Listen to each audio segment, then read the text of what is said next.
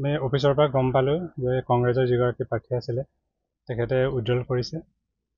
সেই প্ৰসংগতে মই খবৰ ল'বলৈ আহিলোঁ আৰু চাই গম পালোঁ সঁচাকৈ তেখেতে উইড্ৰল কৰিলে। মাজতে লগ পাওঁতে তেখেতক কৈছিলোঁ এবাৰ যে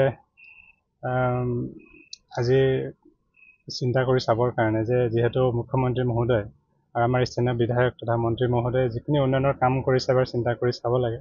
আৰু এটা কথা লক্ষ্য কৰিব লাগিব যে বৰ্তমান কংগ্ৰেছ নিঃশেষ হৈছে, কিয়নো আপোনালোকে নিজেই গম পাইছে দুয়োটা ব্লকতেই আমাৰ প্ৰায় সংখ্যক আঞ্চলিকৰ সদস্যই বিনা প্ৰতিদ্বন্দ্বিতাৰে বিজয়ী হৈছে, অৰ্থাৎ তেওঁলোকৰ এতিয়া প্ৰাৰ্থী দিবৰ কাৰণেও নোপোৱা হৈছে।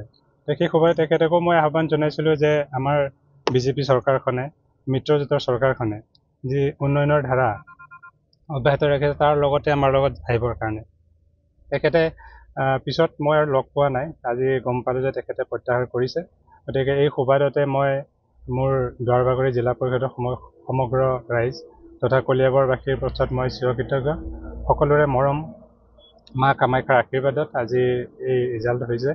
আৰু মই CDC মহোদয়ৰ ওচৰত খবৰ ল'বলৈ গ'লোঁ, চাৰ্টিফিকেটৰ কাৰণে আহিছিলোঁ যদি তেনেকুৱা দিয়ে, তেওঁ অলপ অপেক্ষা কৰিবলৈ দিছে আৰু তেখেতে প্ৰত্যাহাৰ কৰাটো নিশ্চিত কৰিছে। আচলতে মই তেখেতক আহ্বানহে জনাইছিলোঁ যে আমি একেলগে মিলি পেলাই যি কাম হৈ আছে বৰ্তমান উন্নয়নৰ তাৰ লগত একেলগে কাম কৰোঁ।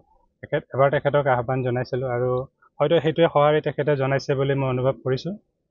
বিগত সময়তো মই যোৱাবাৰো যেতিয়া দুৱাৰবাগৰি জিলা পৰিষদৰ সদস্য আছিলোঁ, যিমানখিনি য'ত কৰুণাশ্ৰীৰ যিখিনি ফাণ্ড তাৰ অনুযায়ী কাম কৰিবৰ কাৰণে চেষ্টা কৰিছিলোঁ। আৰু দ্বিতীয়বাৰৰ কাৰণে এতিয়া যিহেতু তেখেতে প্ৰত্যাহাৰ কৰিলেই, মই সদস্য হিচাপে ইতিমধ্যে মই জয়ী হৈছোঁৱেই। গতিকে তেখেতকো অনুৰোধ জনাইছোঁ, তেখেত যিহেতু মোৰ শিক্ষাগুৰুৱে, মোক পঢ়াইছিলে আৰু তেখেতক মই কৈছিলোঁ যে মোক আশীৰ্বাদ দিব যাতে ৰাইজৰ কাম কৰিব পাৰোঁ। গতিকে তেখেতক লৈ মই সদায় চলি যাম, কংগ্ৰেছ বুলি মোৰ এনেকুৱা কথা নাই। গতিকে তেখেতৰ আশীৰ্বাদো মই বিচাৰোঁ, যিহেতু তেখেত মোৰ শিক্ষাগুৰু হয়। গতিকে তেখেতেও যদি কিবা মোক পৰামৰ্শ দিয়ে মই আগলৈও তেখেতৰ সেই পৰামৰ্শ লৈ যাম বুলি মই তেখেতৰ ওচৰতো প্ৰতিশ্ৰুতি মই দিয়ে ৰাখিছোঁ।